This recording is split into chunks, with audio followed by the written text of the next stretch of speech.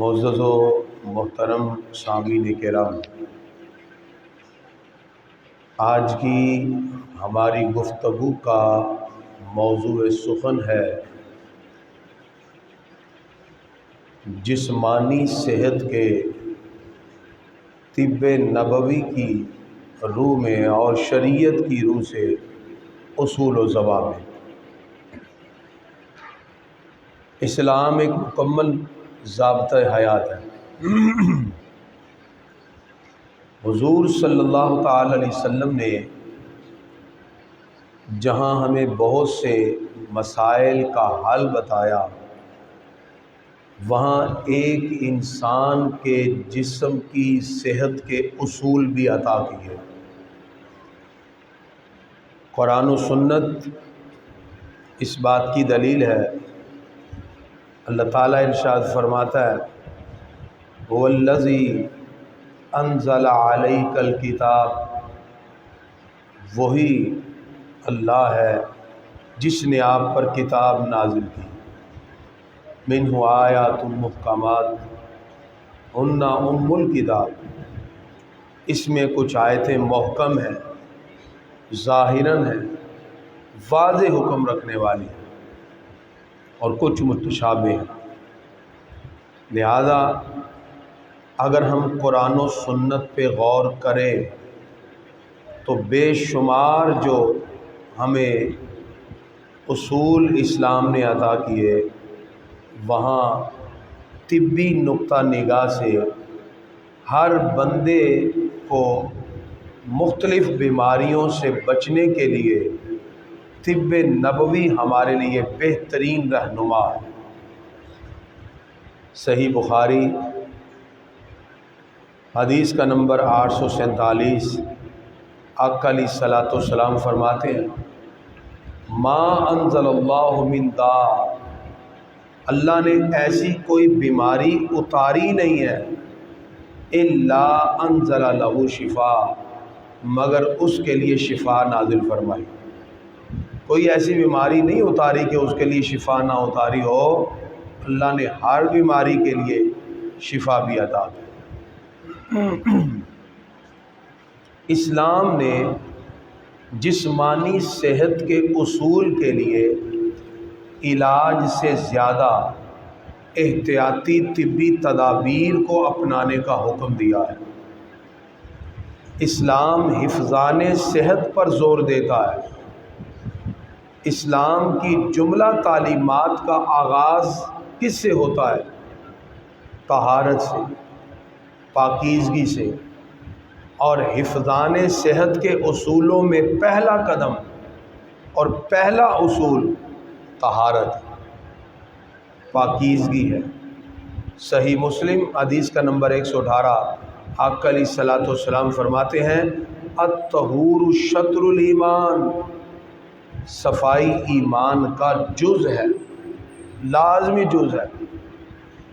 لہذا اسلام نے بیماریوں سے بچنے کے لیے سب سے پہلے انسان کو پاکیزگی اور طہارت کا حکم دیا۔ لہذا انسان رفع حاجت کے لیے جائے تو شریعت کے تقاضوں کے مطابق پانی کے ساتھ اپنی ناپاکی کو دور کرے۔ انسان پر غسل فرض ہو جائے تو حتی الامکان کوشش کر کے پہلے اس ناپاکی کو دور کرے، کیونکہ اسلام پاک چیز کے بارے میں حکم دیتا ہے، اور پاکیزگی ہی انسان کی صحت کی سب سے بڑی ضمانت ہوتی ہے۔ ایک غیر ملکی ٹیم نے پاکستان میں آ کے ڈیفرنٹ جگہ پر لوگوں کی بیماریوں اور ڈیسیز کا مشاہدہ کیا، لیکن ENT کی بیماریاں، ناک کان گلا کی بیماریاں لوگوں میں بہت کم پائیں۔ باقی ممالک میں نزلہ زکام کی شرح زیادہ ہے۔ اس کی وجہ انہوں نے اپنے انالیسز میں یہ لکھا کہ مسلمان دن میں 5 مرتبہ اپنے منہ کو بھی دھوتا ہے، ناک کو بھی دھوتا ہے، چہرے کو بھی دھوتا ہے۔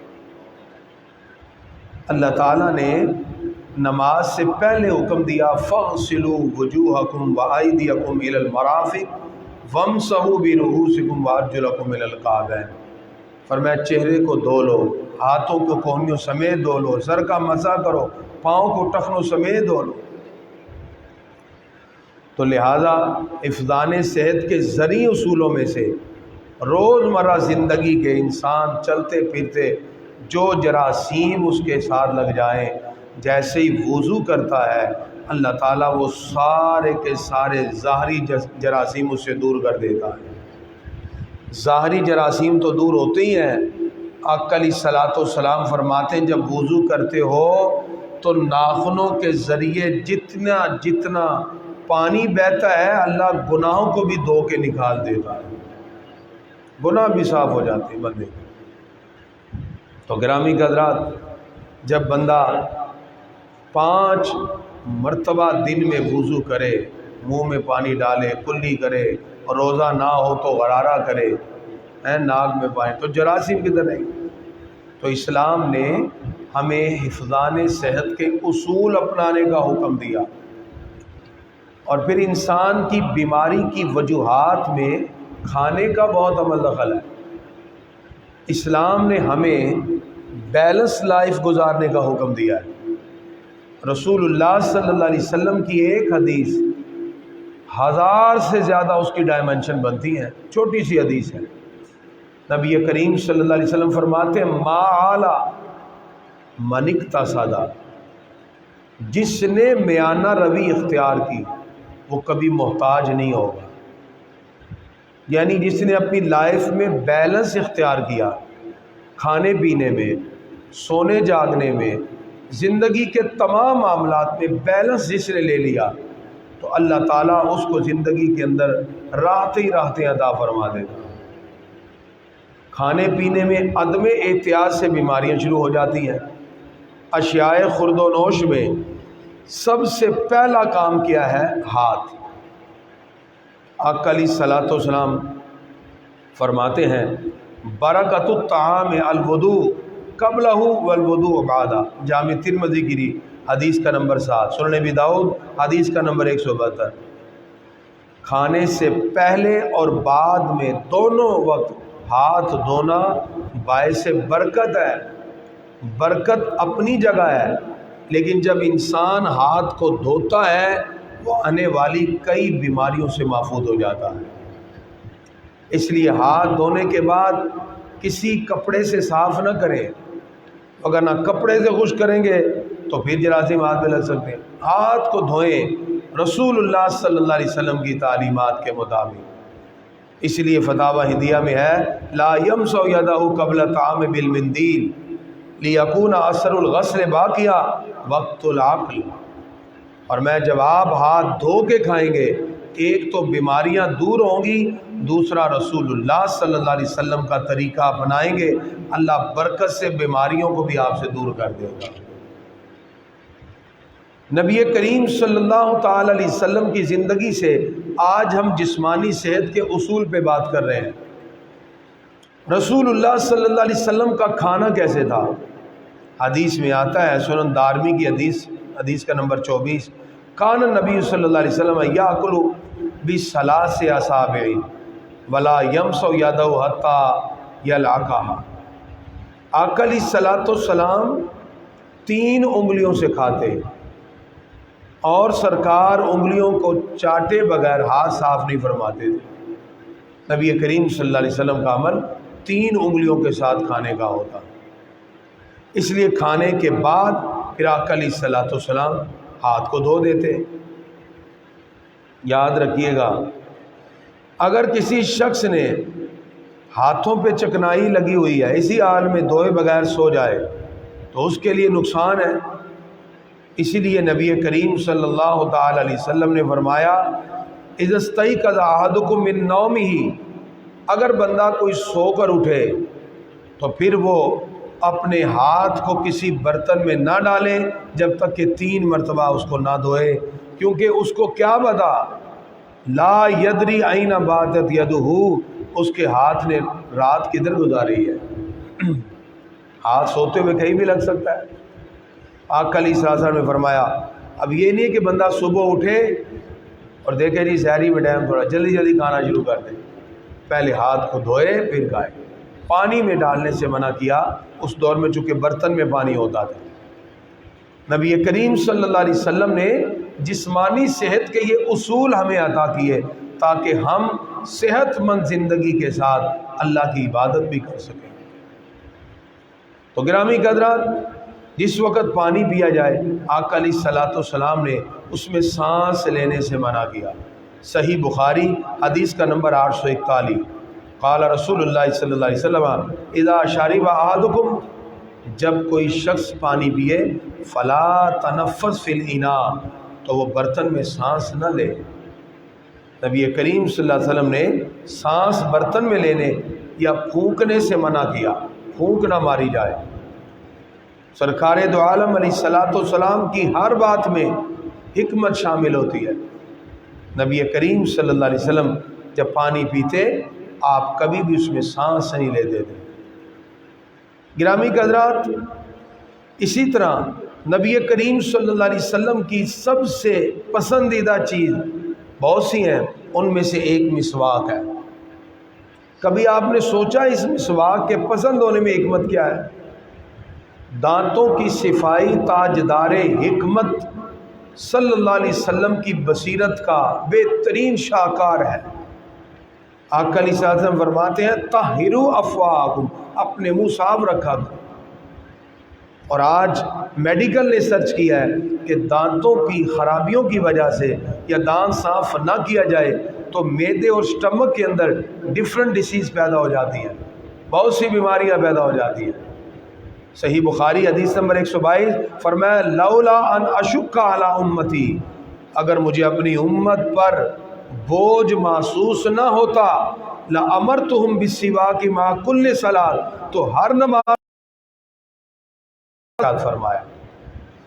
سنن دارمی حدیث نمبر 35 فرمایا من اکل فلیتخلل، فرمایا جو کھانا کھائے اسے دانتوں میں خلال کرنا چاہیے۔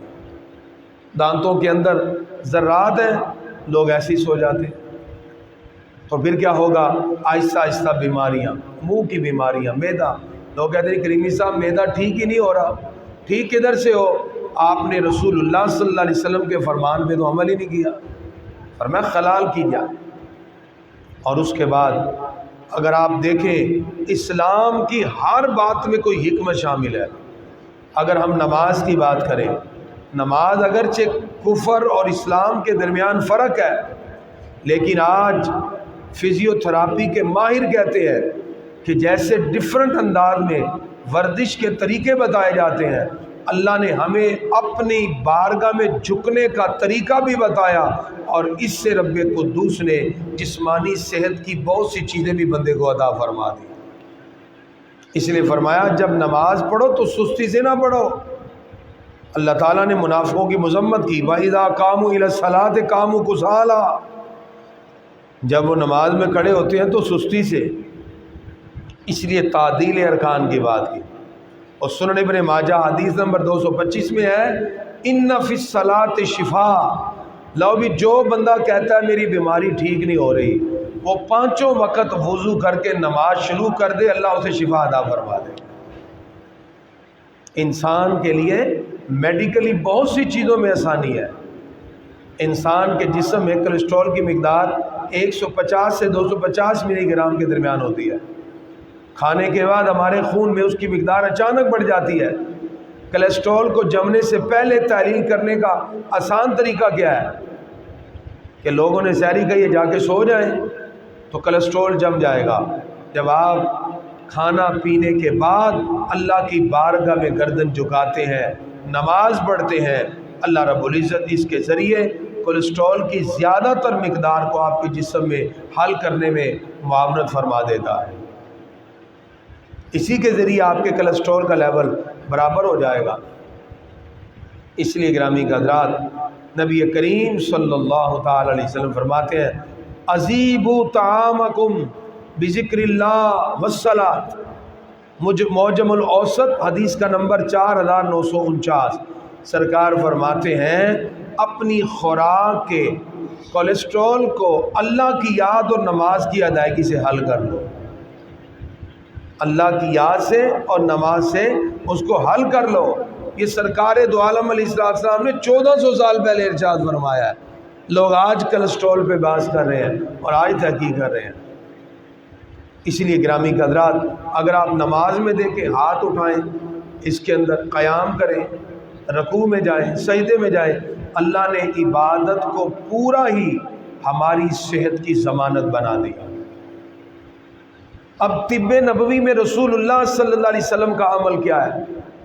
آج میڈیکل ثابت کر رہی ہے کہ دل کی زیادہ تر بیماریاں معدے سے پیدا ہوتی ہیں، سٹمک سے پیدا ہوتی ہیں، اور سٹمک کی بیماریاں زیادہ کھانے سے پیدا ہوتی ہیں، زیادہ غذا سے. اگر آپ زیادہ نہ کھائیں، اعتدال رکھیں، بھوک رکھ کے کھائیں، متوازن غذا کھائیں، تو پھر آپ اپنے آقا کی سیرت پہ بھی عمل کر رہے ہیں. اللہ تعالیٰ آپ کو کئی بیماریوں سے بچا رہا ہے. جیسے نبی کریم صلی اللہ علیہ وسلم ہفتے میں 2 روزے رکھتے، ہر پیر کو اور ہر جمعرات کو.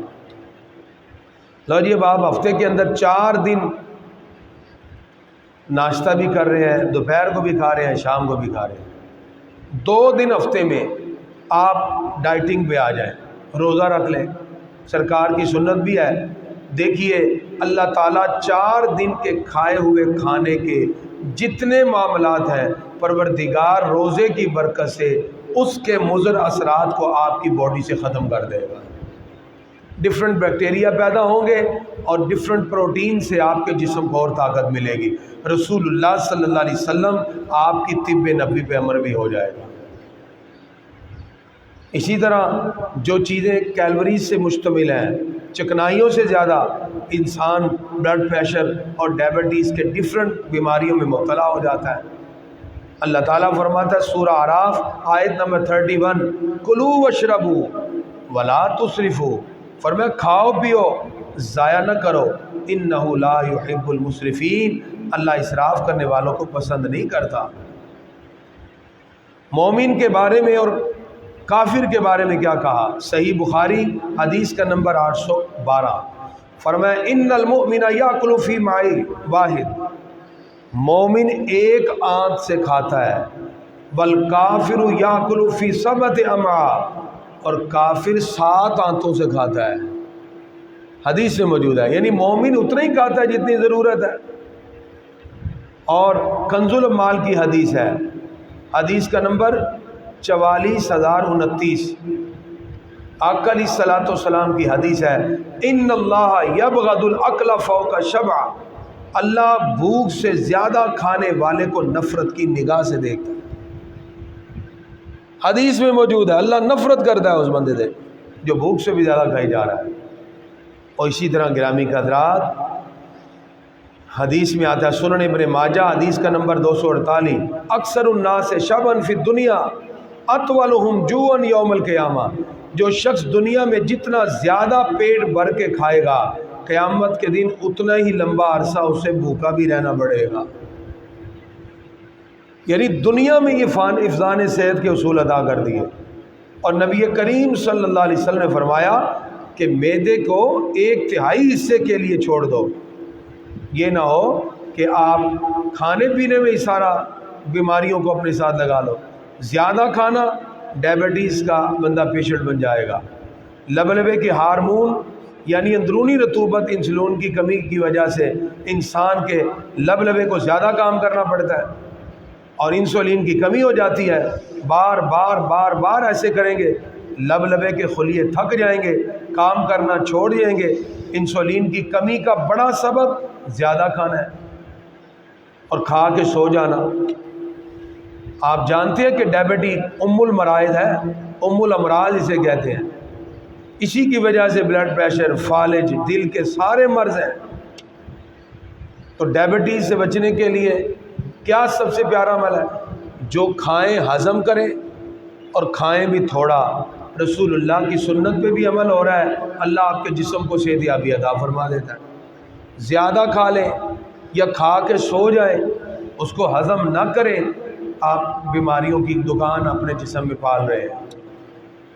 اس لیے گرامی حضرات نبی کریم صلی اللہ تعالی علیہ وآلہ وصحبہ وبارک وسلم آپ نے اپنی زندگی کے اندر ہمیں پریکٹیکلی بتایا، لوگوں زندہ رہنے کے لیے کھانا ہے، کھانے کے لیے زندہ نہیں رہنا۔ جسمانی صحت کے اصول رسول اللہ صلی اللہ علیہ وسلم نے ہمیں عطا فرما دیے، اور اس کے ساتھ ساتھ گرامی کے حضرات، آقا دو جہاں صلی اللہ تعالی علیہ وسلم کی زندگی ہمارے لیے بہترین نمونہ ہے۔ آپ صلی اللہ علیہ وسلم نے اپنی زندگی کے زیادہ تر ایام کے اندر تھوڑا کھایا اور عبادت کو وقت زیادہ دیا۔ یہ امت کے لیے بھی پیغام تھا، ساری رات قیام فرماتے۔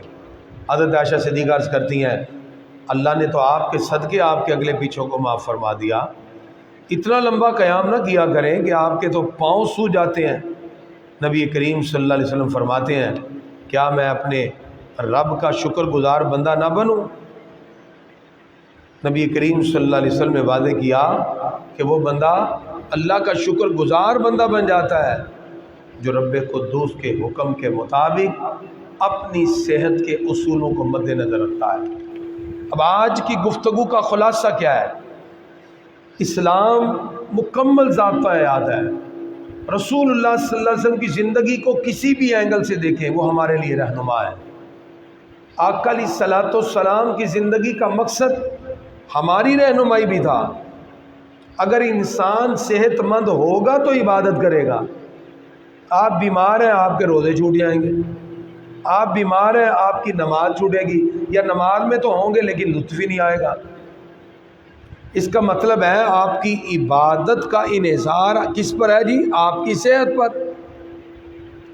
ایک صحت مند زندگی سے آپ نفل بھی پڑھیں گے، تراویح بھی پڑھیں گے، روزہ بھی رکھیں گے، نماز بھی، حج بھی، زکوٰۃ بھی، آپ سب عمرے بھی کر لیں گے۔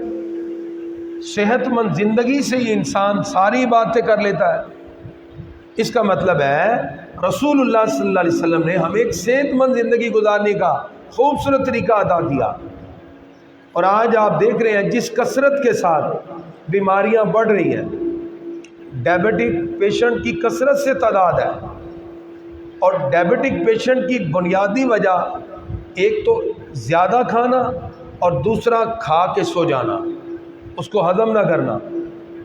تو پھر اس وقت آپ کے اسٹمک میں، معدے میں جب اس کے خلیے کمزور ہو جاتے ہیں تو انسولین کی مقدار میں کمی ہوتی ہے، آہستہ آہستہ وہ خلیے ڈیمیج ہوتے ہیں، اور آپ ایسی بیماری میں مبتلا ہوتے ہیں جو دیمک کی طرح پورے جسم کو چاٹ جاتی ہے۔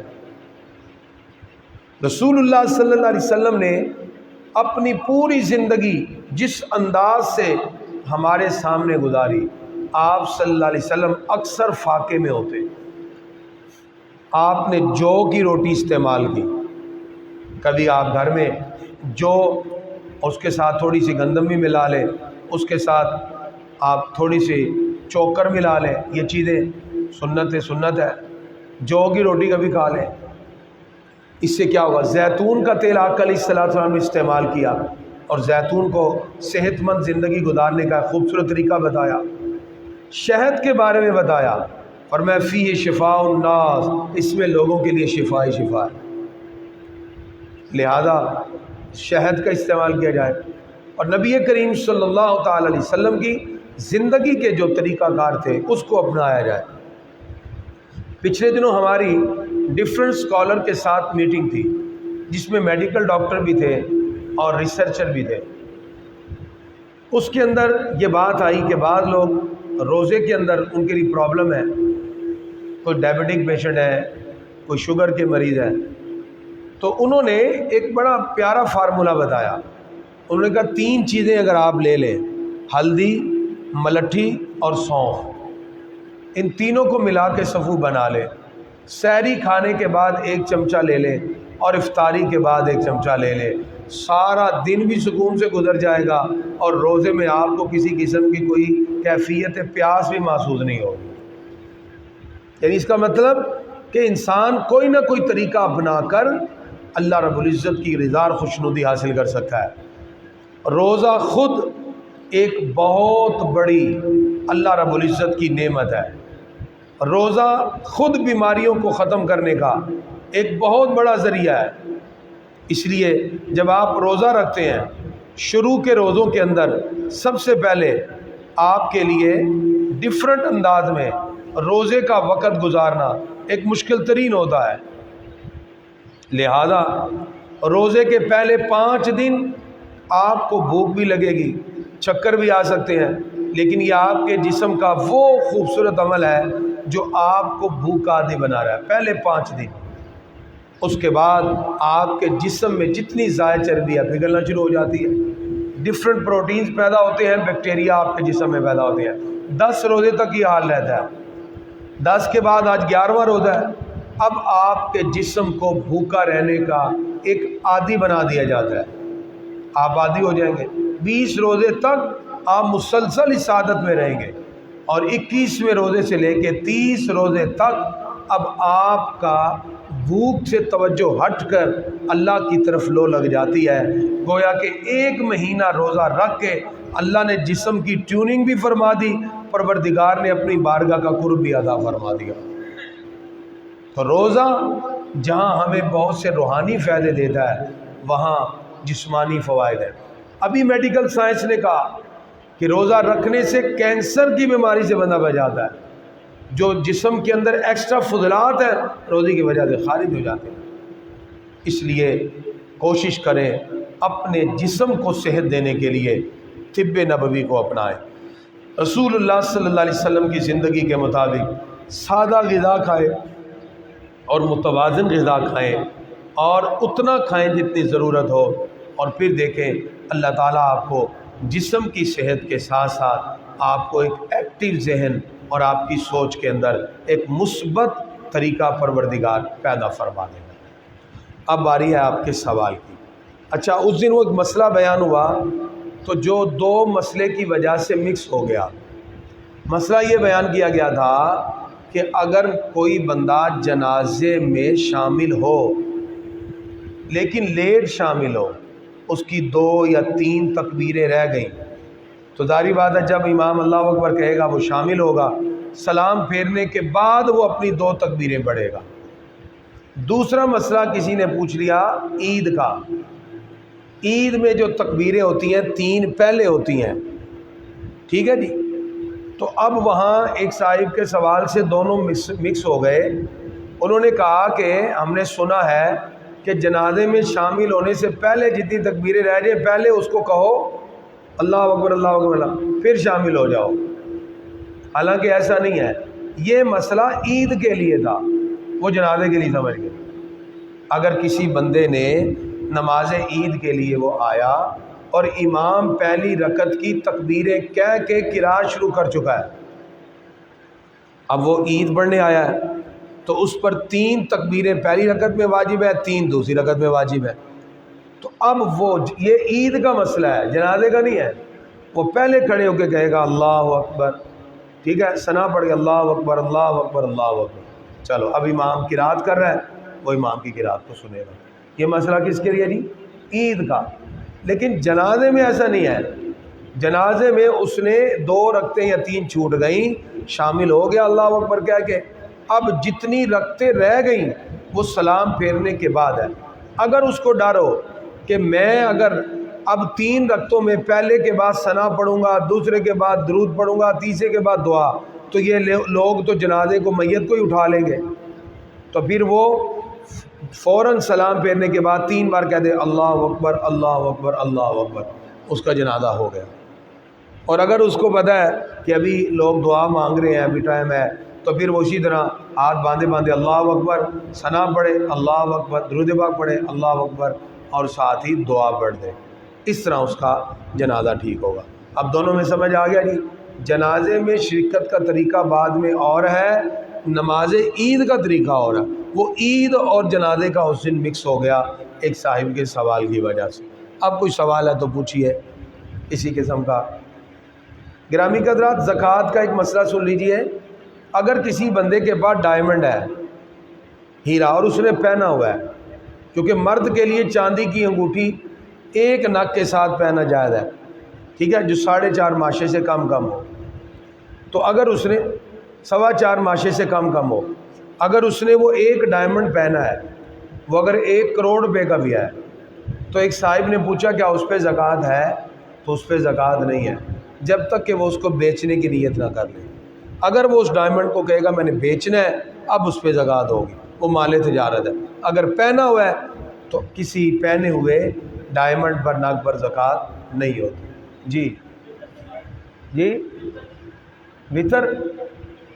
وطر کے بارے میں کیا پوچھنا ہے؟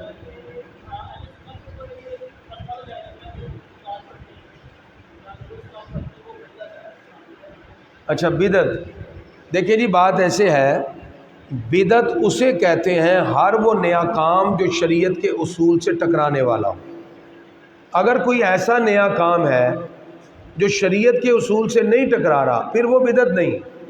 حدیث میں تو ہے اگرچہ یہ بات کہ جتنے بھی امور ہیں وہ بدعت میں شامل ہیں، لیکن بدعت کا مطلب کیا ہے؟ اگر ہر نئے کام کو بدعت کہیں جو دور رسالت کے بعد ہے، تو قرآن پاک بھی دور رسالت کے بعد جمع ہوا، بخاری شریف بھی دور رسالت کے بعد لکھی گئی، نماز تراویح فاروق اعظم کے دور میں جماعت سے شروع ہوئی، مسجد میں اور پنکھے لگنا یہ سب دور رسالت کے بعد ہے۔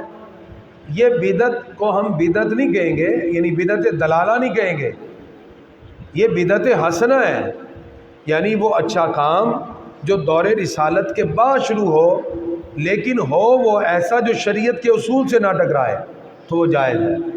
لہذا اگر کوئی درود و سلام پڑھتا ہے تو درود و سلام پڑھنا شریعت میں منع نہیں ہے، جب منع نہیں ہے تو پھر یہ گمراہی بھی نہیں ہے۔ لہذا وہ بدعت منع ہے جو شریعت کے خلاف ہو، شریعت کے اصول سے ٹکرانے والی ہو۔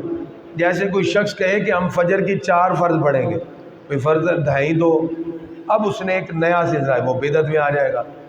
اسی طرح کوئی شخص ایسا کام کا آغاز کرتا ہے جو شریعت مطالعہ کے کسی اصول سے ٹکرائے، شریعت کے خلاف واضح طور پر یعنی وہ ٹکرائے، تو ہم کہیں گے یہ بدعت دلالہ ہے۔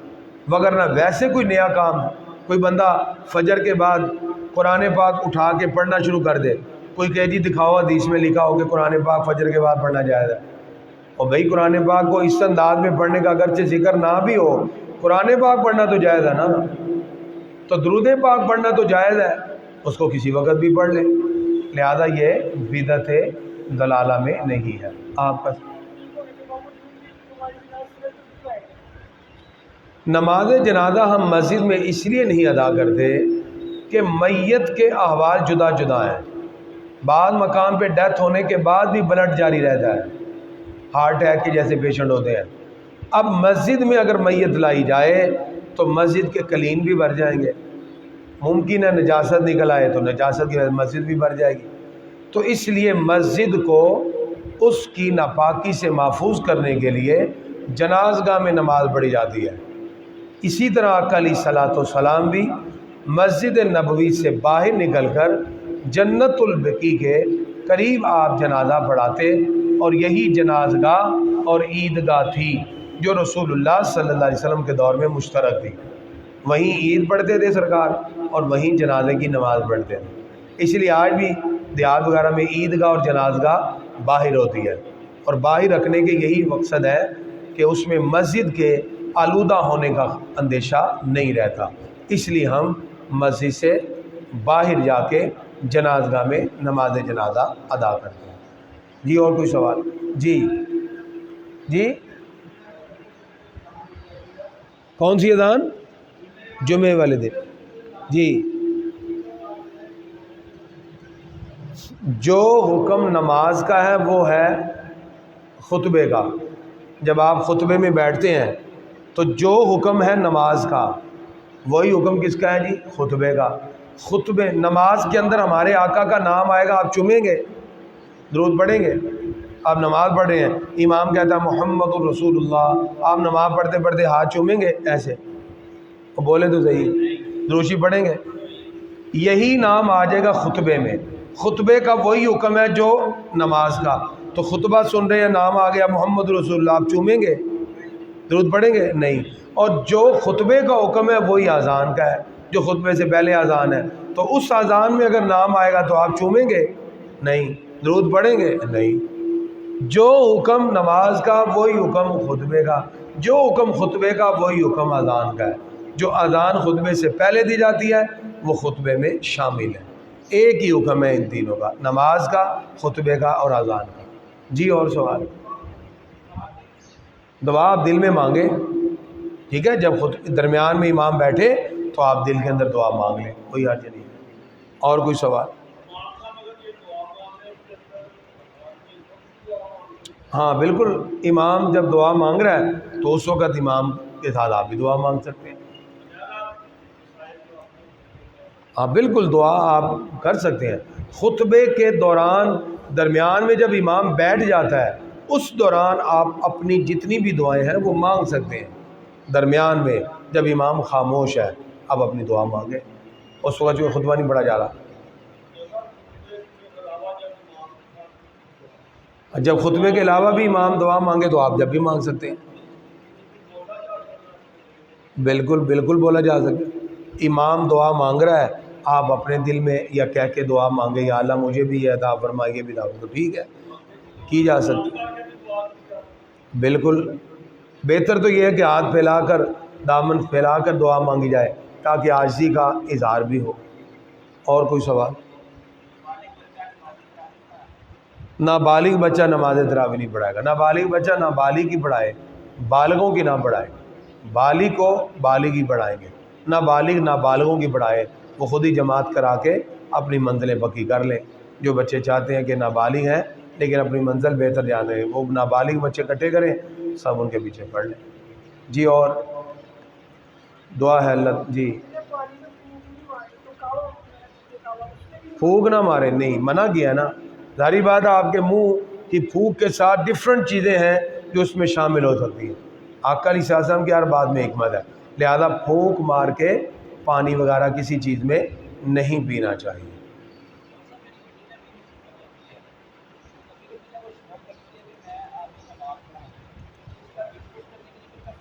کون؟ اچھا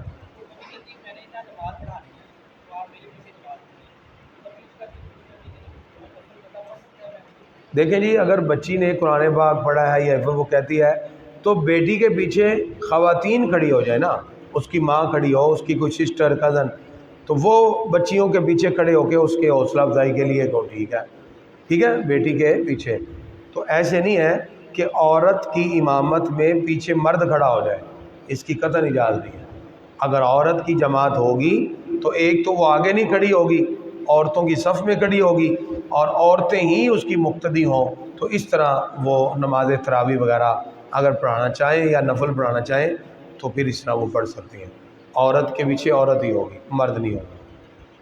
مولا یا صلی وسلم دائما ابدا علی حبیبک خیر الخلق کل۔